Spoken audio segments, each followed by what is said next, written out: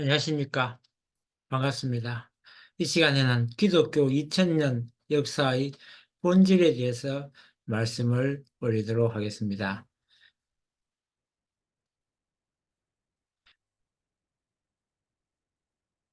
주기도문을 조금 읽어보도록 하겠습니다. 하늘에 계신 우리 아버지여, 이름이 거룩히 여김을 받으시오며, 나라의 임하옵시며, 뜻이 하늘에서 이루어지는 것 같이 땅에서도 이루어지이다.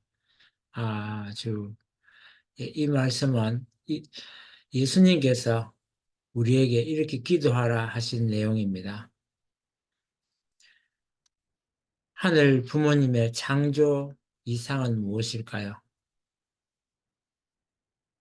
바로 하늘 부모님의 창조 이상은 무형의 하늘 부모님께서 참 사랑을 실천하시기 위해서, 실현하기 위해서는 실제 대상으로 일남일녀를 창조하시고 체를 쓰시고 현현하시고자 하신 것입니다. 영원 불변 절대 유일하신 하나님의 뜻은 바로 독생자 아버지와 독생녀 어머니가 만나서 참 부모가 되어 참 자녀를 생산하는 것입니다. 하늘 부모님의 자리는 오직 하나이며 또 독생자와 독생녀의 자리도 오직 하나입니다. 따라서 참 부모의 자리도 영원히 하나뿐입니다. 인류의 영원한 천지인 참 부모를 완성하고 이 땅 위에 온 지구상에 천상, 지상, 천국을 실현하는 것, 그것이 바로 하늘 부모님의 창조 이상일 것입니다.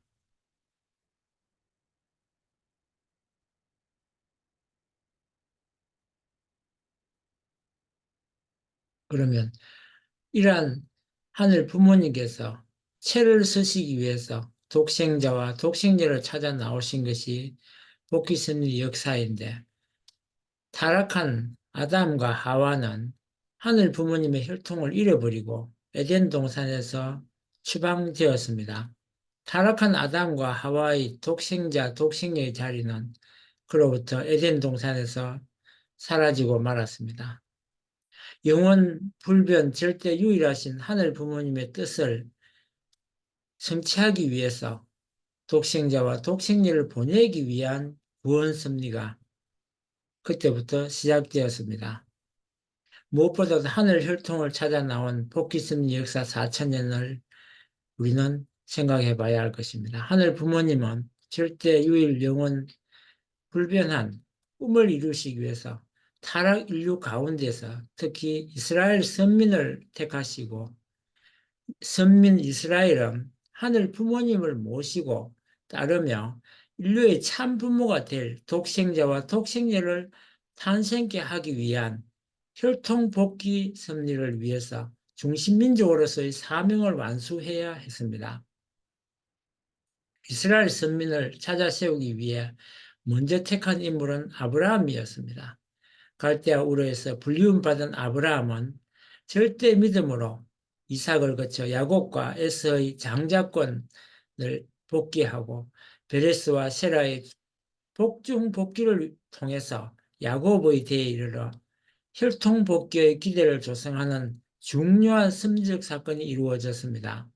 또한 혈통 복귀의 기대를 승리한 이스라엘 선민의 혈족을 통해서 하늘 부모님의 혈통을 이어받은 독생자와 독생녀가 사탄의 참수 없이 탄생할 수 있는 국가적 승리의 기대가 조성되어야 했기 때문에 아브라함 가정은 민족과 국가로 세력을 확장해 나가야 했습니다. 그것은 이미 사탄 편은 국가가 있었고 그 국가 기대를 조성했기 때문에 아벨 편인 하늘 편에서도 국가 기대를 조성해야 했기 때문입니다. 4천년의 탄광복귀 섭리를 통해서 하늘 부모님은 선민 이스라엘 가운데 마리아를 통해 인간 시조의 타락 이후 최초로 하늘 부모님의 혈통을 이어받은 독생자 예수님을 탄생케 했습니다. 요셉과 마리아는 자신의 몸을 통해 독생자가 태어난다는 하늘의 계시를 받고 절대 신앙으로 하늘 부모님의 뜻을 받아들이기로 했습니다. 다시 오마 하신 예수님에 대해서 말씀을 드리도록 하겠습니다. 마리아와 사가랴 가정과 유대민족의 책임 실패에 대해서 언급을 하도록 하겠습니다. 독생자 예수님이 무사히 탄생하여 독생녀를 맞아 참부모가 되는 뜻을 이루기 위해서 보호받을 울타리가 필요했습니다. 그것이 바로 마리아와 요셉이었고 사가랴와 엘리사벳, 세례요한 등이 이를 위한 중심 인물이었습니다. 그러나 사가랴와 세례요한은 예수님을 증거는 하였으나 그 이후 예수님을 따르지를 않았습니다. 제사장이었던 사가랴는 예수님을 방관하고 있었고 세례요한은 예수님과 무관한 자리에 서게 됨으로써 예수님과 유대민족이 하나 될 수 있는 길은 열리지를 못했습니다. 마리아와 요셉의 책임에 대해서 말씀을 올리겠습니다. 마리아는 예수님을 독생자로서 모시고 따르면서 예수님이 독생녀를 만나 참 부모가 되실 수 있도록 책임을 다해야 했으나 사가랴 가정과 소원해지고 요셉과의 관계를 지속하여 하늘의 계시로부터 멀어짐으로써 예수님을 보호해야 할 책임을 다하지 못하였습니다. 예수님의 형제가 그 이후로 6명이나 더 있었습니다. 요셉 또한 하늘 부모님의 뜻을 온전히 이해하지 못한 채 인간적인 시각으로 예수님과 마리아를 바라보고 대하게 되면서 예수님을 모시고 따르는 사명을 다하지 못했다는 것입니다. 이러한 중심 인물과 유대교 지도자들 또 유대민족의 책임을 다하지 못하고 그로 말미암아 우리 예수님은 십자가에 가시게 된 것입니다. 유대 지도자들은 예수님을 불신하다 못해 율법 파괴자로 몰았고 신성 모독자요 혹시 무민하는 선동자 등으로 예수님을 몰아세우며 반대하였고 유대민족 또한 유대교 지도자들의 주장에 동조하면서 예수님을 불신하기에 이르는 것입니다. 하늘이 예비한 마리아와 요셉, 사가랴 가정 그리고 유대교와 유대민족은 예수님의 본질을 모른 채 인간적인 시각과 이기적인 욕망에 사로잡혀 결국 예수님을 모시고 따라야 할 사명을 망각하고 책임을 실패하고 말았습니다. 독생녀로 와야 될 모든 독생녀 탄생을 중심한 일들은 시작도 해보지 못하고 좌절되고 말았던 것입니다. 만약 그때 유대민족과 사가랴 가정, 세례요한 등이 책임을 다했더라면 그 중심인물들과 유대민족의 책임이 다했더라면 독생녀는 올 수 있었지만 책임 실패로 말미암아 독생녀 탄생은 좌절되었고 어린 양 혼인잔치 성혼을 통해 참 부모가 되고자 하셨던 독생자 예수님의 지상 강림의 이상은 실현되지 못하게 되고 말았습니다. 하늘 부모님이 예비하신 중심인물들의 책임 실패로 그들의 보호를 받으며 사명을 완수하실 수 없었던 예수님은 사명 완수를 위해 새로운 영적 기반을 찾아 공생의 노정을 출발하셨던 것입니다. 십자가의 길을 가실 수밖에 없었던 예수님이었습니다. 결국 예수님은 인류 구원을 위해 육신을 십자가 제물로 사탄에게 내주신 후 부활 40일의 노정을 걸으시며 전 인류의 죄를 대속할 수 있는 길을 개척하셨습니다. 부활하신 예수님 앞에 회개하고 영접한 제자들이 다시 모여 12제자의 수를 채워넣고 예수님을 믿고 모시고 따름으로써 예수님은 오순절 성령 강림 사건과 같이 성령과 함께 영적 참 부모가 되어 영적 중생의 역사를 하실 수 있는 기대를 조성하였습니다. 예수님이 걸으신 십자가의 길은 전 인류를 영적으로라도 중생케 하여 복귀하시기 위해 걸어가신 거룩하고 숭고한 노정이었습니다. 기독교 2000년의 역사의 본질을 다시 생각해야 할 것입니다. 예수 그리스도께서 다시 오마 하시면서 요한계시록에 의하면 어린 양 혼인잔치를 하시겠다고 약속하셨습니다. 예수님의 재림과 어린 양 혼인잔치 약속은 예수님이 독생녀를 만나 성혼하심으로써 참 부모가 되고자 하셨던 소망 중의 소망의 약속이었습니다. 중심 인물들의 책임 실패로 결국 이루어지지 못한 하늘 부모님의 비원이기도 합니다. 예수님의 재림 목적은 독생녀를 만나 어린 양 혼인잔치인 성혼을 함으로써 참 부모가 되고자 하신데 그 궁극적인 목적이 있습니다. 예수님의 재림을 기다리는 기독교의 사명은 재림 메시아가 장차 탄생하실 독생녀를 맞아 어린 양 혼인잔치인 성혼을 하실 수 있도록 준비하는 것이었습니다.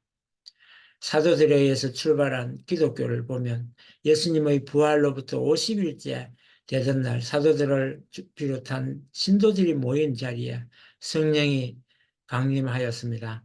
성령이 충만하게 된 그들은 세상으로 나아가 예수님의 말씀을 전파하고 실패한 유대 민족을 대신하여 기독교가 하늘 부모님의 섭리의 경륜의 중심이 되었습니다. 초대 기독교인들은 로마 제국으로부터 수많은 박해와 핍박을 받았으나 이에 굴하지 않고 신앙을 지켜 나왔으며 기독교는 폭발적으로 성장하였습니다. 사도들에 의해 출발한 기독교는 313년 로마의 콘스탄티누스 황제의 밀라노 칙령에 의해서 공인되어 신앙의 자유를 얻었으며 392년에는 테오도시우스 황제에 의해 로마 전역에서 국교로 채택되기에 이르렀던 것입니다. 그 이후 800년 동안 교황의 축복 속에 신성 로마 제국이 세워짐으로써 기독교 정신을 중심으로 한 서유럽 세계가 형성되었고 동유럽과 근동 지방의 지역 동방 정교회를 중심하고 비잔틴 제국을 통해 기독교를 중심으로 한 사회가 뿌리를 내렸습니다. 15세기부터 17세기 대항해 시대 이후에 전 세계적으로 전파되면서 유럽과 근동을 벗어나 기독교는 세계적인 종교가 되기에 이르렀습니다.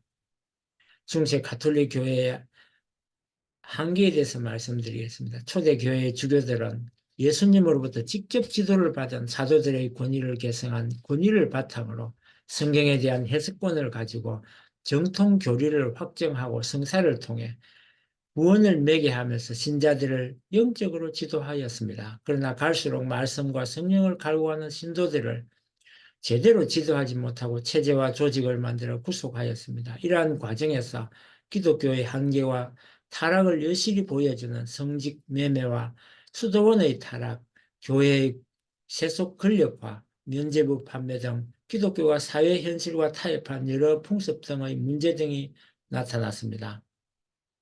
중세 가톨릭 교회의 한계와 종교개혁에 대해서 좀 더 살펴보면 중세 가톨릭은 하늘 부모님의 뜻, 특히 예수님의 본질을 명확히 몰랐기 때문에 그 사명과 역할을 제대로 깨닫지 못한 채 출발하게 되었습니다. 이로 인해 신령과 진료의 부재라는 문제가 필연적으로 야기될 수밖에 없었습니다. 하늘 부모님은 유대민족을 대신하여 준비한 기독교 기반을 통해 독생자 예수님의 사명을 대신할 재림 메시아와 독생녀의 탄생을 준비하는 섭리를 경륜하셨지만 책임 못하는 중세시대의 가톨릭을 거듭나게 하셔야만 했습니다. 그것은 종교개혁으로 나타났습니다. 종교개혁의 필요성을 먼저 말씀드리면 1517년 말틴 루트가 비텐베르크 대학 정문에 교황에 대한 95개조의 반박문을 제시하며 일어난 종교개혁 운동은 면죄부 판매를 비판한 것을 도화선으로 삼아 유럽 전역으로 확산되었습니다. 마르틴 루터는 기독교 신앙을 바로 이해하고 실천하기 위한 필수적인 원칙으로 오직 믿음, 오직 은혜, 오직 성경 등 모솔라의 개념과 만인사제를 강조하여 종교개혁의 중요한 토대를 형성하였습니다.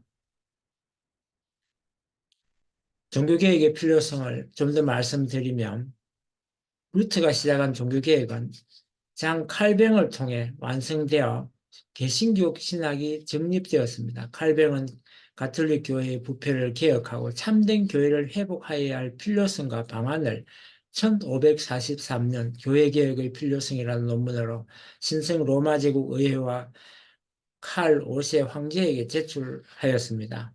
그리고 이후에 영국으로 건너가서 천교도에 결정적인 영향을 끼쳤고 종교개혁은 개인의 자유와 권리에 대한 각성과 민주주의 정치 체제의 발전을 촉진하는 등 크나큰 변화를 불러일으켰습니다. 더 나아가 현대 서구 문화와 정치 구조의 발전에 큰 역할을 했습니다. 종교의 자유를 찾아 신대륙으로 떠난 청교도는 1620년 하늘 부모님을 모시는 신앙을 갈구하며 청교도들은 생명을 걸고 종교의 자유를 찾아 신대륙으로 필그림 파더스라고 들어보셨을 것입니다. 1962년 11월 21일 미국에 상륙하여 훗날 민주주의의 국가 미국이 건국되는데 큰 영향을 끼치게 됩니다. 미국에서 기독교 교육을 받은 이승만 한국 초대 대통령은 한국에 와서 자유민주주의를 정착하는 데 기여하였습니다. 종교의 자유를 찾아 신대륙으로 떠난 청교도를 보면 미국을 기독교 정신과 민주주의를 대표하는 나라로서 하늘 부모님이 길러 나오신 것은 참 부모님을 위한 환경권을 만들어서 과거에 예수님이 십자가의 길을 가시게 된 것 같은 역사가 두 번 다시 반복되지 않게 하기 위함이었습니다. 미국은 예수님 시대의 로마 제국과 같은 입장에서 참 부모님을 받아들이고 모시어 세계의 모든 나라들이 참 부모님을 받아들이고 모실 수 있는 환경을 조성해야 할 사명이 있습니다. 기독교의 사명은 재림 메시아와 독생자 탄생의 기반을 조성하는 것입니다. 마리아와 사가랴 가정 그리고 유대민족의 실패로 예수님은 십자가의 길을 걸으실 수밖에 없었으며 독생자는 탄생하지 못하게 되었습니다. 기독교는 독생자 예수님의 사명을 대신할 재림 메시아의 탄생과 독생자의 탄생을 위한 기반을 조성해야 합니다. 기독교가 그 본질로부터 멀어졌을 때 하늘 부모님께서는 종교개혁을 단행케 하시고 개혁을 맥을 이은 한국 기독교 기반 위에 초림 독생리를 탄생케 하셨습니다. 1543년으로부터 400년이 되는 1943년에 하늘의 섭리에 의해서 독생녀가 이 땅에 탄생하셨습니다. 기독교 2000년의 역사의 본질은 재림 메시아를 기다리고 독생녀의 탄생을 준비하여 어린 양 혼인잔치에 참여하는 것입니다. 이로써 제 말씀을 마치고 다음 시간에는 바로 참 부모로 오신 독생녀 참 어머님의 심정이라는 제목으로 또 말씀을 나누도록 하겠습니다. 끝까지 들어주셔서 감사합니다.